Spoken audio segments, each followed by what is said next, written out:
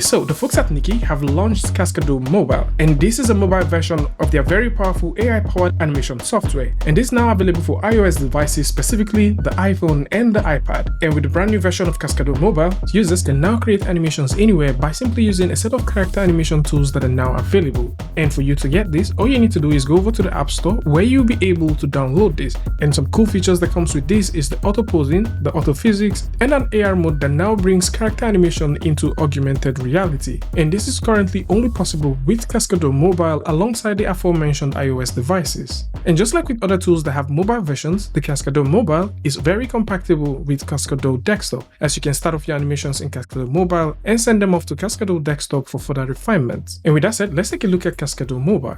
So with Cascadeur Mobile open right here, you'll notice that we've got the download button and we also have the new button. So for you to start creating something new, all you have to do is to define the name. So I'm just going to type in the word demo, click on done. And if you're using the new version, you would notice as well, something that's pretty different from what we have with the beta is one new avatar, and also the Ready Player Me platform has been integrated into this. So with this, you can now create avatars depending on what you want to make. So whether you like to make a male character, a female character, you can define all of this. You can also proceed to change the look and feel of the character. Possibly you like to give this character a different kind of clothing. You can simply do all of that. So once you're done with this, next thing you need to do is to hit on next, and this is going to load the avatar right inside of Cascadeur. Now with this loaded, you would notice that we've got a timeline. So this is where all of your animation will happen. So if you like your character to perform a particular motion, how you keyframe here is pretty simple. We go over to the position we want, possibly the 12th frame, and we can select the move tool, which you will find within the bar here, and from there we can raise this all the way up. And because this is currently using like IK, you can go ahead and just set this up quickly and you have it. At the same time, you can copy and paste keyframes how you choose or how you like. So I can go ahead and copy that, go over to a frame, say for example frame 24, click right there and do a simple paste, and that's how you get it. So you now have your character doing that. Right over here is where you have your top menu. So you can choose to turn on or turn off points depending on what you want to do. So in this case, we can go over to the point section. Let's actually get our character based. We can go over to the point section and turn on or turn off the points. At the same time, we can turn on or turn off fingers if this is also something we would like to do. Moving all the way here, this is where the auto physics thing comes in. So you can turn the activity on and off, and once you turn it on, automatically the ghost appears. So we can have that, and we can go all the way back and forth and see the activity that is happening with the auto physics. Over here is where you've got the pivot. You can turn this on and turn it off if you want. The tracks just basically tells you if you're going to work with IK, FK, or the GR mode. There's also the ghost tool, which allows you to see the ghost of the character.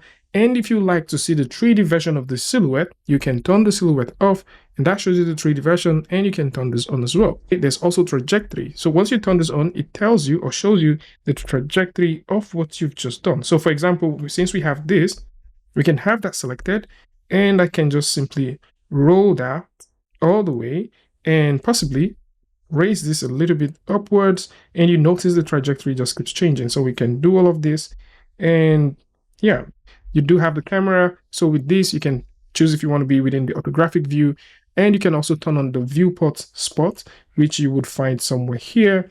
Then once we turn this on, you should be able to view this in different views. And this is also pretty cool.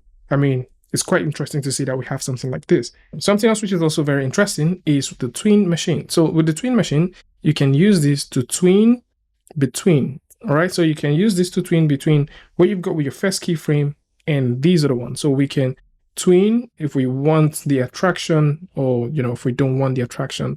And you can also select how you would like this thing to tween: previous to next, inverse to forward, and also interpolation.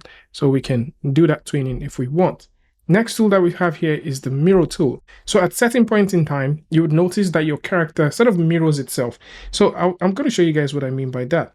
So if, for example, we are on frame 4, which we're not supposed to be, but if we're on frame 4 and I move the character hand up, I want you to notice that both hands simply moves up because this is turned on. Once we turn off mirror frame, you would notice that only one gets to move. So we can now move only this one and get that animating. So in this case, you can do all of that. And you can actually mirror however you want. You can click there, mirror to the Z-axis, the X-axis, all of that is totally possible, and you can start doing that too. And you might also notice that these tools, they have pinning, so you can turn on or turn off the pinning feature that works with them. And if you do have references, you can pull your references right in here with the video reference. Other things you can do is the AR mode. And I think this is like one of the most exciting parts. You can just simply go around your character and make certain changes as you actually preview them.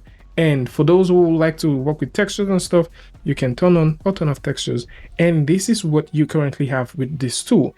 However, there are certain things that are not yet here, which I think might be coming over time. Things like the animation layers are not here. And at the same time, I would love to see a more fine control of how you get to work with this. It's also going to be very nice in the near future when artists will be able to bring in their own 3D models and also read them with the Cascadeur tool to make them available for you to work with them on your iPad or on your iPhone. And for those working with Android devices, hopefully something like this is going to come over to Android very soon. However, this is what it is, and this is how you can get started with it. And of course, if you like this video or you learned something from this, you can go ahead and give a like, and don't forget to share with a friend. And until I see you guys in the next one, peace.